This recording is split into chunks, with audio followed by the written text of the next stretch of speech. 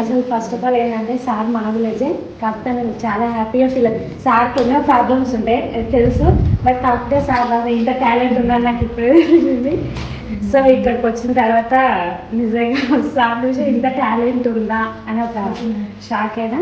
Sir ఏంటంటే explanation చాలా బాగుంది సార్. మీరు ఇంకా చాలా ఇంకా ఇంప్లిమెంట్ అవ్వాలి, ఇంకెంతో మంది నేర్చుకోవాలని ఆశిస్తున్నాను. Thank you sir. Just now, whatever sir said, we learn lot of things. Actually, before scolding the students, we should guide the students. We need to attract the students in positive way. First, we need to motivate the students. We need to encourage them. We need to get attention towards the teacher. That is the main guidance as a teacher. We need to learn the mindset of the students.